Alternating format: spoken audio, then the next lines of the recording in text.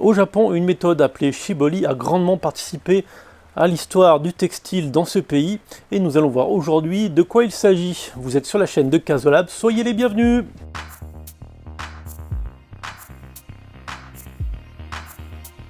Shibori, qu'en France on prononce shibori, mais en japonais on dit shibori, c'est la forme conjuguée du verbe shiboru, qui veut dire serrer, presser. Alors même si ce terme ne nous apprend pas grand chose en fait sur cette technique de teinture, le shibori est intimement lié à la teinture avec l'indigo. Donc le shibori est une des plus anciennes techniques de teinture à l'indigo. On en garde des traces qui datent du 8e siècle, et donc cette technique est antérieure aux méthodes utilisant une réserve à base de pâte de riz comme le tsutsuzaki, le katazome ou la sérigraphie.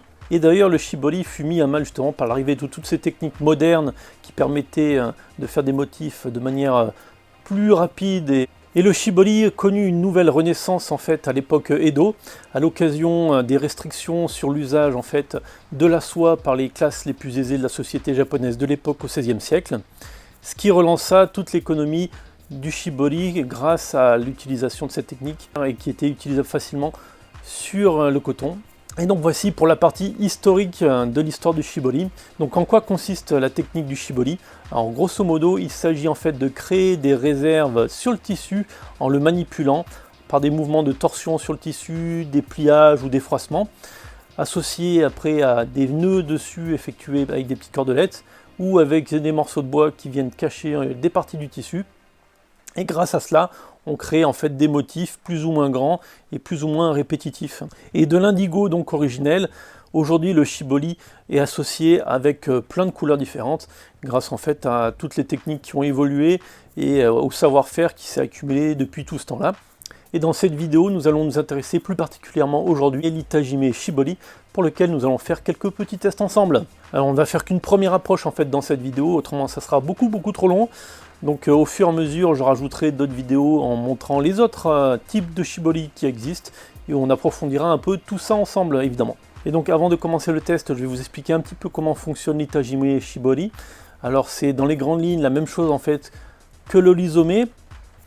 À une chose près, c'est que le lisomé c'est une technique qui s'applique avec du papier et l'itajime c'est en fait sur le textile. Donc l'itajime, à la manière en fait de l'olisomé, utilise le pliage afin de créer des motifs sur le tissu lors de la teinture. Et donc ce tissu plié est associé en fait à des bois que l'on va appliquer dessus, qui seront serrés plus ou moins fortement et qui viendront en fait contrarier plus ou moins fortement la pénétration en fait des pigments de la teinture dans le tissu et dans ses fibres. Et en fin de compte, on verra que ça crée des motifs très répétitifs, mais vraiment très jolis. Alors je vous préviens, moi je ne suis pas un maître des méthodes de shibori. Je suis juste intéressé par cette technique et un peu passionné par les techniques d'impression et de teinture japonaise. Donc je vous les partage aujourd'hui. Allez, on va commencer le test tout de suite. Donc voici à peu près tout le matériel dont on va avoir besoin pour faire le montage. Alors il nous faut un tissu pas trop large, assez étroit. Alors ça s'explique simplement parce que en fait le tissu japonais sur lequel en fait cette technique a été inventée sont vraiment très étroits. Comme vous le voyez, le tissu au Japon qui était utilisé avant pour fabriquer des vêtements, et toujours aujourd'hui d'ailleurs, tous les vêtements traditionnels ont cette largeur de tissu là pour être fabriqués. C'est une largeur standard plus ou moins, même s'il a été un peu élargi ces dernières années parce que les Japonais ont grandi. C'est vraiment loin de notre largeur de tissu à nous, qui est dans les 115-120. Donc la technique en fait a été appliquée sur ce tissu. Et donc les pliages qui vont se faire se font en général sur des tissus qui sont assez étroits comme celui-ci. Donc je vais vous montrer comment ça se pratique. Hop! Donc on prend le coupon comme ceci. Alors hop, la plus grande largeur à l'horizontale. Et on va faire un espèce d'éventail. Alors il faut essayer de le faire le plus précis possible. Alors là, comme je le fais avec la caméra, c'est pas super évident pour moi. Hop, alors on fait une espèce d'éventail comme ceci. Voilà. Hop, alors le truc c'est que les côtés de l'éventail soient le plus réguliers possible pour que justement il y ait cette symétrie de motifs par la suite. Hop, voilà. Après vous l'aplatissez bien. Alors comme j'ai été prévoyant, J'en avais fait quelques-uns à côté. Donc je vais vous montrer avec ceux qui sont bien pliés. Donc je vais vous montrer 3 méthodes de pliage. On va commencer par la première, c'est avec des carrés. D'abord il faut faire un carré, hop, on plie déjà comme ceci. On repère le bord du carré, hop, et après on le déplie, plouc, et ça nous fait un beau carré. Voilà, et après on le plie dans l'autre sens, touc. Après encore dans ce sens là, hop, toujours en veillant à bien le faire régulier, et ici comme ça, hop. Bien, donc après sur ce carré là, donc on va installer des caches avec des petits bâtonnets de bois. On va les installer comme ça sur un côté, pouc. Voilà, comme ceci, et il faut mettre les autres bâtonnets au même endroit derrière pour que ça soit symétrique. Voilà, comme ça.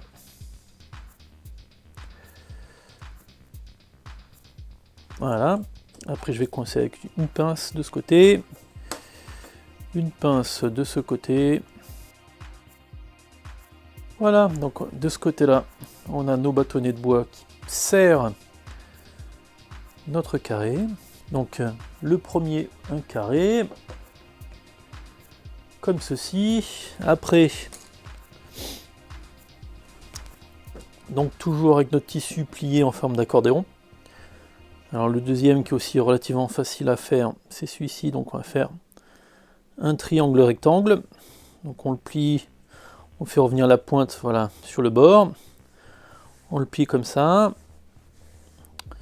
bien marquer le pli, et après on revient en arrière. On met le bord bien à bord.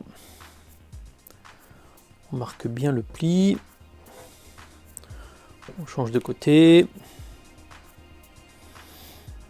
Bord à bord là, voilà. On rejoint la pointe sur le bord. Et on fait comme ça sur tout le tissu. Et donc là, c'est pas grave si c'est pas assez grand. Hop, on le replie juste comme ça. Voilà. Hop. Donc là, on a un triangle rectangle.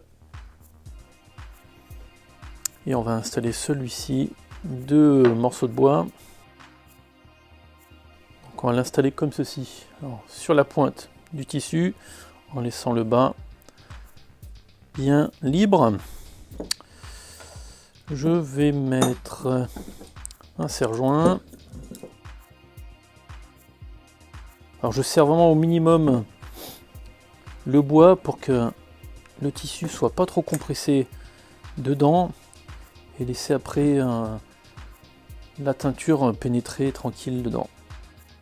Voilà, donc je laisse la partie là libre et je cache en fait le haut du triangle.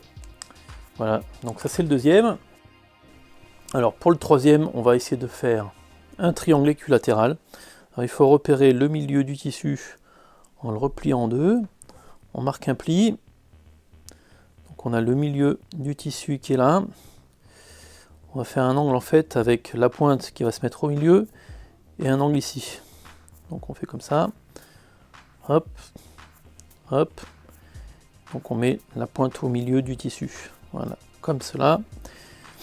Et après, on met cette pointe-là au-dessus, tout en gardant l'angle. Voilà.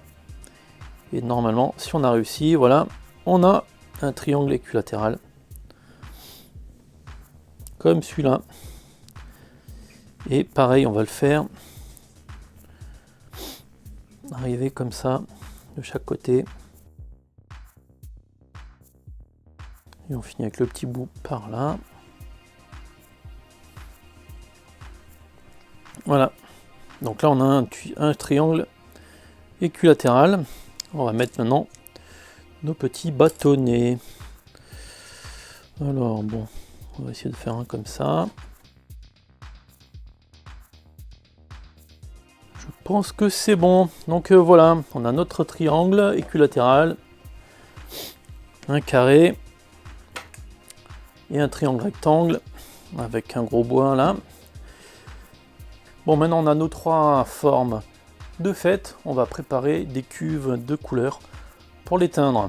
Très bien, donc nous revoici. Alors j'ai préparé deux cuves, une avec du bois de Campêche et une avec du bois de santal. Alors je vous épargne le montage des cuves. Si vous avez envie de voir comment on les fait, allez voir dans la section teinture végétale et naturelle. Dedans, je vous explique comment faire des cuves de bois de santal et de bois de Campêche. Donc aussi, ce que j'avais oublié de préciser, c'est que évidemment le tissu qui est en coton est un tissu qui a été mordancé avec de l'acétate d'Alun. Et avant de les mettre à tremper dans la cuve de bois de santal ou de bois de Campêche ici, je vais d'abord les mettre dans l'eau pour les mouiller. Donc on les met tous. Alors en manipulant le tissu pour qu'il se mouille bien, on fait attention de ne pas faire tomber les pinces. Ça serait un peu embêtant, il va falloir après tout refaire. Donc je mets tout dedans à tremper en attendant que mes cuves soient bien chaudes. Donc avant de les mettre après dans les cuves, j'essorerai bien mes tissus en faisant attention de ne pas faire sauter les pinces. Et on pourra passer à la partie teinture. Donc on se retrouve d'ici quelques minutes. Bon, mes deux cuves ont suffisamment chauffé. Alors elles sont autour de 60 degrés. Alors je les mets pas plus chaudes que ça parce que il faut manipuler en fait en cours de route un peu les tissus pour bien faire pénétrer dans les parties où on veut que ça soit teint la teinture. Donc pour ce faire, j'ai mes gants un peu solides pour pas me brûler les doigts. Donc ce que je vais faire maintenant, c'est qu'on va ouvrir et on va installer nos coupons pour faire notre shibori. Voilà, donc là je sors mes tissus, je les essore bien pour qu'il n'y ait pas trop d'eau quand même non plus, et je vais pouvoir les mettre dedans mes cuves. Alors celui-ci je vais le faire avec le bois de santal, donc je le trempe carrément dedans. Voilà.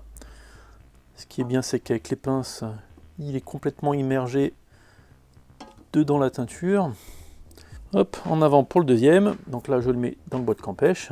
On voit déjà la couleur bleue, violette. Donc voilà, je vais laisser entre 15 et 30 minutes dans chaque bain. C'est pour laisser le temps de bien s'imprégner sans toutefois être trop fort. Je verrai après au fur et à mesure en fait l'état de la teinture. Est-ce que je dois laisser plus longtemps ou moins longtemps? Donc ça se verra au fur et à mesure. Hop. Alors celui-là c'est le plus compliqué, c'est que je veux en fait teindre que cette partie-là et laisser en fait par capillarité de la teinture remonter. Mais malheureusement avec ça devrait aller peut-être. Voilà, on va le mettre comme ceci et on va laisser tremper en fait. Oula mince, il y a tout qui trempe. Bon bah tant pis. Normalement il faudrait rester voilà comme ça pendant une demi-heure. Donc j'ai pas d'idée pour laisser. Peut-être avec la cuillère, attendez. On va faire comme ça. Hop. Que j'aimerais qu'il reste quand même une demi-heure immergé, mais pas trop. Je suis pas sûr que ça marche. Non, ça ne marchera pas. On va tenter. Ça ne marchera pas. Bon, tant pis. Bon, on va le laisser complètement immergé quasiment. Je pense qu'il y a une toute petite pointe qui va rester, même pas. Bon, on va laisser comme ça. Donc je vais le laisser immerger comme ça, celui-ci. Et on verra le résultat. Donc on va laisser, donc je disais, entre 15 et 35 minutes. Alors je remets les couvercles parce que dans l'atelier il fait pas très chaud et que ça garde bien la température. Donc ça fait 15 minutes que mes coupons de shibori sont dans le bois de santal et dans le bois de Campêche. Alors le bois de Campêche, je pense que ça suffit, on peut les sortir du bain. Ils sont presque noirs tellement ils ont pris de la couleur. Donc je vais les essorer, on va les mettre à côté à refroidir.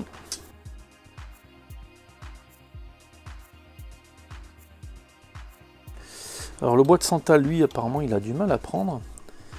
Pourtant, j'en avais fait il n'y a pas longtemps un test avec. Et il avait bien pris avec le tissu, mais là, je sais pas pourquoi. C'est pas génial. C'est étrange. Alors, je vais l'attraper avec les gants, ça sera plus simple. Elle prend pas, la couleur est pas terrible. Donc on va encore le laisser un bon quart d'heure celui-là, avant de le ressortir, et on verra ce que ça donne.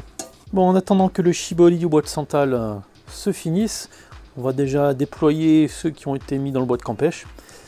Alors, je n'ai aucune idée du résultat. J'ai jamais fait de cette manière-là, et puis en plus les résultats sont souvent très différents d'un test à l'autre. Alors, voilà. Hop, on va le défaire. Là, ouais, ça fait ça. Touk touk touk. Hop.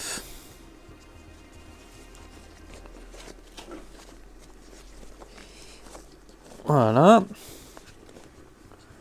Alors celui-ci, ça a donné ceci.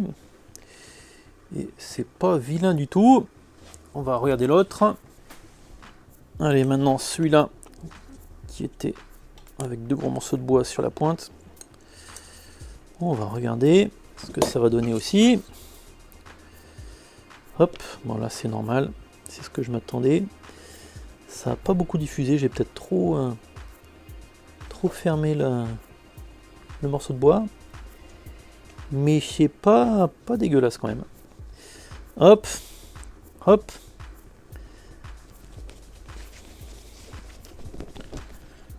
Voilà. Voilà. Ah. C'est plutôt sympa aussi, je trouve. Ça fait comme des petites croix là. Ça aurait peut-être mieux été avec plus de croix, mais c'est pas mal du tout. Là, je vais le mettre à sécher. Il n'y a plus qu'à attendre que le bois de santal se finisse et on regardera le résultat aussi avec. Allez, ça c'est le bois de santal qui sort tout juste du feu. Alors on va voir ce que ça va donner. Je suis un petit peu déçu. La dernière fois j'ai réussi à avoir une couleur un peu plus sympa que ça. On va quand même voir si ça donne un résultat intéressant. Oula, j'ai perdu une... Oui, c'est chaud. C'est très chaud. Alors... Peut-être que j'essaierai d'aviver la couleur en mettant dans une solution avec du sulfate de fer. Voir si ça améliore pas. On verra d'abord en séchant. Et je pense que je vais le passer au sulfate de fer si c'est pas assez foncé. Parce que là vraiment c'est un peu clair. Hop, voilà. Après le résultat est quand même rigolo. Le motif est plutôt sympa, ça fait des petits losanges. Bon, très bien, alors on se revoit une fois que ça sera sec et lavé. Très bien, donc on est le lendemain matin, les tissus sont lavés et secs. Alors merci déjà d'avoir tenu le coup et d'avoir vu la vidéo jusque là. Pensez à vous abonner si ce n'est pas déjà fait et que vous voulez continuer à regarder ces contenus.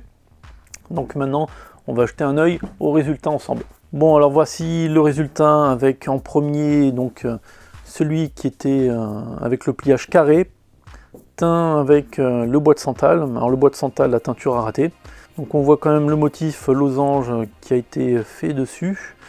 Bon, dommage malheureusement. On ne le voit pas beaucoup parce que la teinture n'est pas très bonne. Donc on passe au suivant. Hop, alors ça c'était le motif qui a été fait donc avec le bois de campèche et avec le triangle qui était rectangle. C'est pour ça qu'on a des formes carrées en fait qui se répètent. Donc c'est pas obligé d'avoir des formes carrées à chaque fois, mais avec cette configuration, c'était comme ça que ça apparaissait. On voit aussi un petit peu les défauts. Alors là c'est une erreur de ma part. J'aurais dû en fait mouiller mon tissu avant de le tremper et avant d'avoir mis les caches en bois dessus.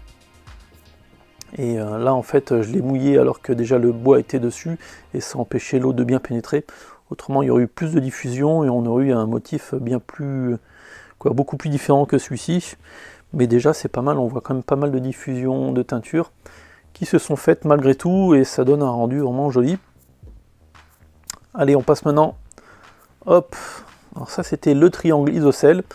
Alors c'est celui que je préfère en fait. Alors là aussi pareil, le tissu n'était pas bien mouillé, donc les diffusions ne se sont pas faites de manière très régulière. Donc c'est vraiment un truc à surveiller. Le tissu doit être vraiment mouillé avant de tout l'installer, voire même vous pouvez le faire avant de le plier.